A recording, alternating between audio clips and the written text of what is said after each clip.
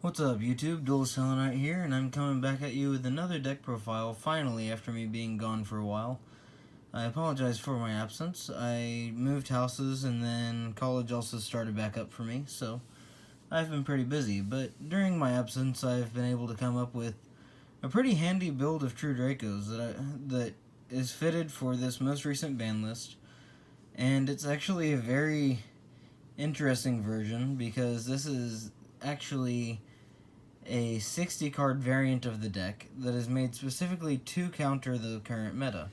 So let's go ahead and get started. So, going to start off with 3 Ignis Heat. Ignis Heat is very helpful for the deck, especially considering if you control this tribute summon monster and my opponent activates an effect, I can take one True Draco or True King continuous spell from my deck and activate it or add it to my hand, which is very helpful. Next, I run 3 copies of Majesty Maiden. Majesty Maiden is your Stratos for the deck, pretty much. If you control this tribute summon card and your opponent activates a card or effect, I can add one True Draco or True King monster from my deck to my hand, which is very helpful considering this is a 60 card deck. And because it's a 60 card deck, you want to run as many True Draco monsters as you can, so I also threw in 2 copies of Draco 3, the True Draco Cavalry General. And if this face-up tribute summon monster leaves the field, special summon 1 True Draco or True King monster from your deck in defense position. So it basically gives you a little bit more defense to keep going. And it's 2100 attack, so it's not too bad. And it also has 2800 defense, so that's pretty good too. And then last on our list of the True Draco monsters, we're going to have Dynamite Knight, the True Draco Fighter. Dynamite Knight came off the forbidden part of the list when Masterpiece got banned. Sadly, Masterpiece got banned. I would love to be able to run at least 1 copy of it, especially in this format. But anyway, with this card, if your opponent activates a card or effect while you control this tribute summon monster, take 1 True Draco or True King continuous trap card from your deck, and either activate it or add it to your hand. So this is the version of Ignis Heat, just for traps.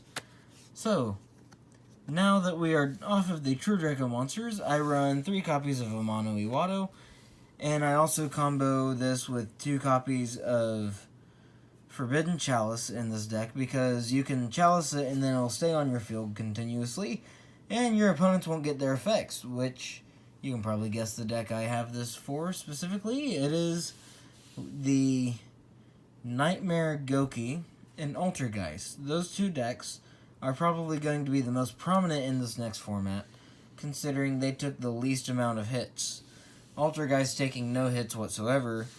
The main hit towards the Goki deck was the MX Saber and the lovely Goblin, Nightmare Goblin, which was really fun to play in my Nightmare Mech Knights, which I will have a list coming up soon once I get a copy of Iblee.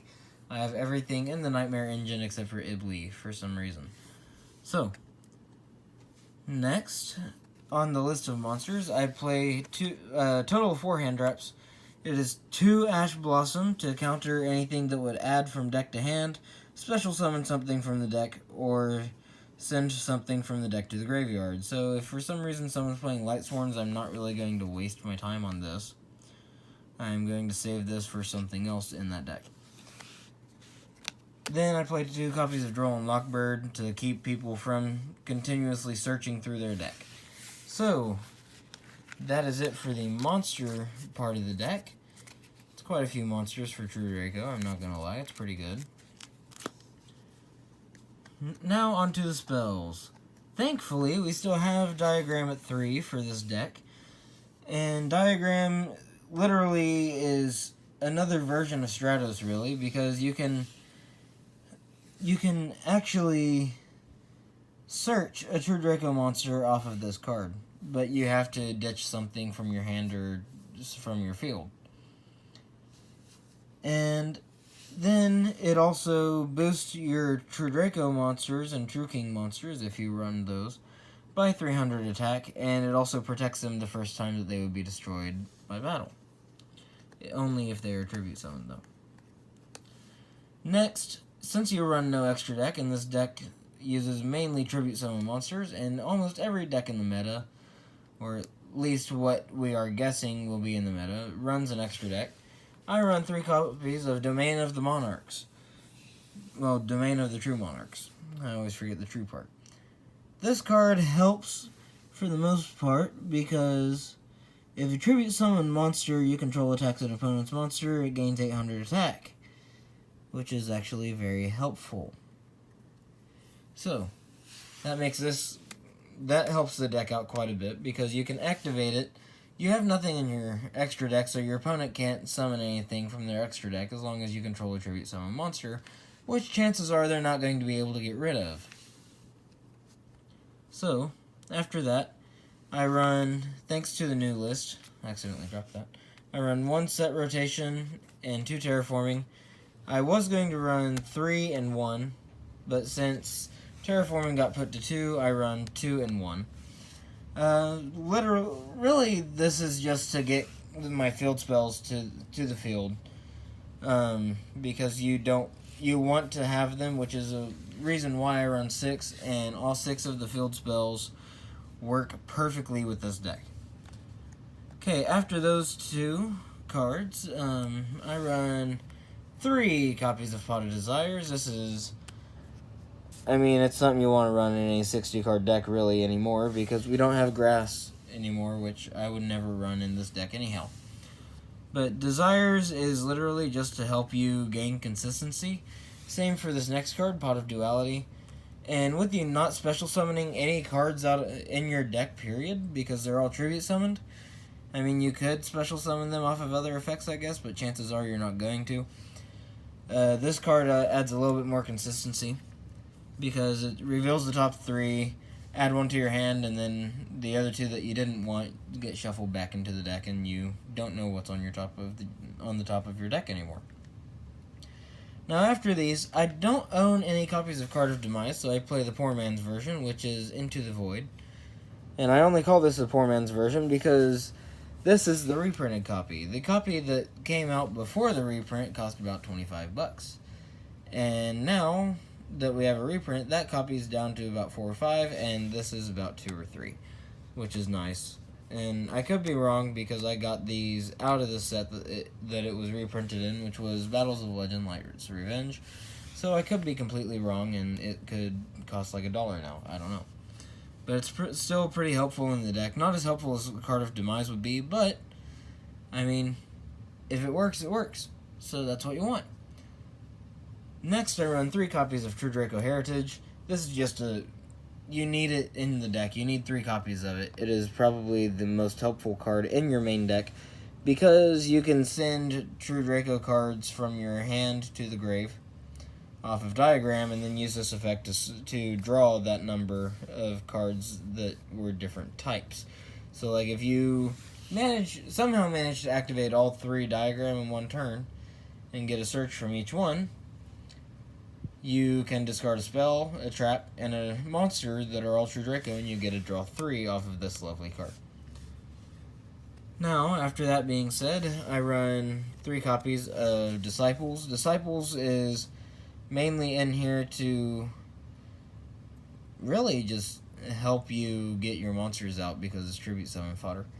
However, it also allows you to target 3 True Draco or True King monsters in your graveyard, shuffle them into the deck, and then draw 1 card. So it adds a little bit of consistency and brings your monsters back, which is a really helpful thing. During the main phase, you can immediately after this effect resolves, tribute summon 1 True Draco or True King monster face up. If this card is sent from the spell and trap zone to the graveyard, you can target 1 spell and trap card on the field, destroy it. You can only use each effect of Disciples of the True Draco Phoenix once per turn. And I forgot to mention that second part of the effect for this one. which is target one spell or trap card on the field, destroy it. Only activate each effect of True Draco Heritage once per turn. So that's the difference in those two. Not really any.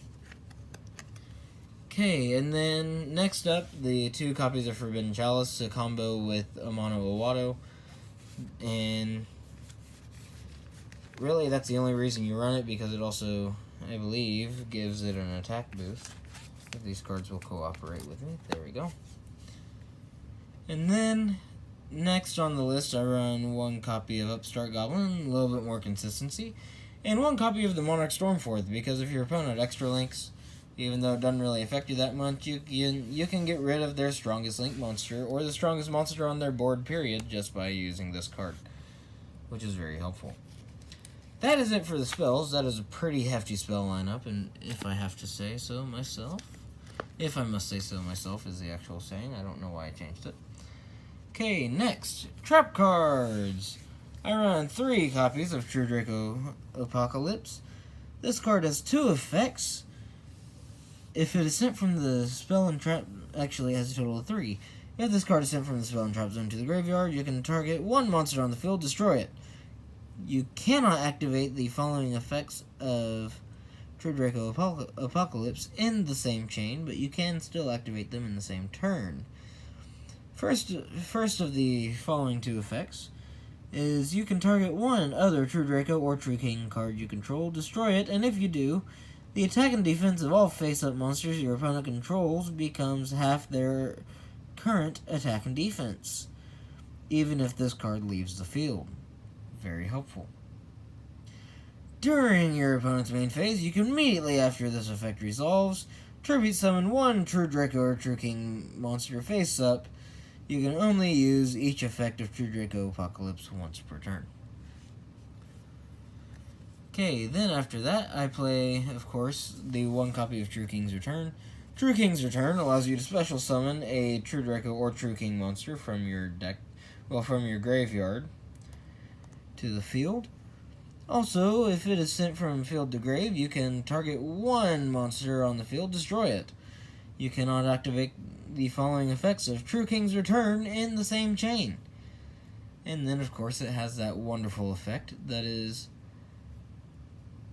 you can immediately after its effect resolves, tribute summon a True Draco or True King monster face up.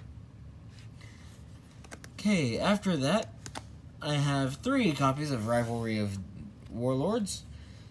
Very good reason for this because, well, any deck that runs Nightmare, if you have not noticed, the Nightmares are each a different type, if I remember correctly.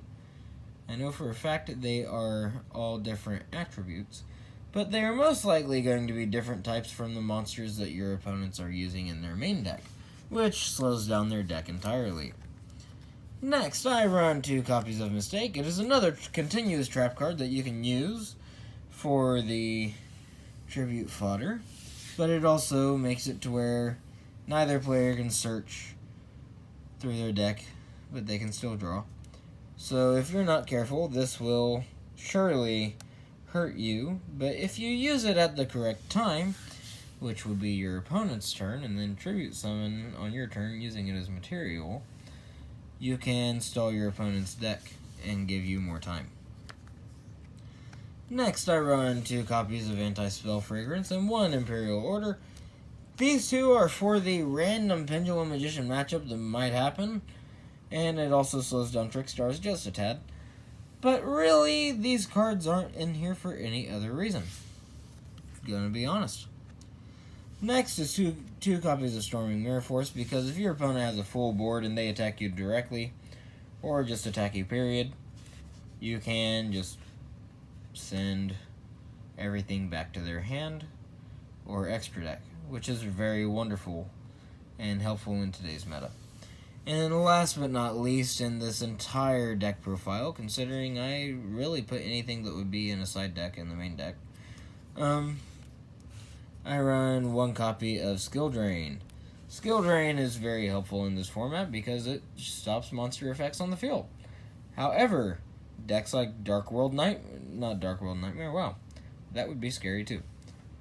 Danger Dark World and Goki, I believe. Both activate effects from Grave, so that wouldn't help you very much. I would run Soul Drain instead, which I have in my Cleafort deck, and I should probably put in this deck somehow too. But, without further ado, thank you for watching, guys. I apologize the video took so long, and I apologize for how long it took me to get back on the channel. I do know that I have been doing live streams of video game play on the channel. Please let me know if you guys have watched that, or if you enjoyed it at least, and what I can do differently there to make that more enjoyable if you didn't enjoy it. Especially since it sounds like I'm talking to myself on the videos, because for some reason it's not picking up my friends' audios. But anyway, thanks for watching, guys. Duelist Tellarknight signing off. Have a great night.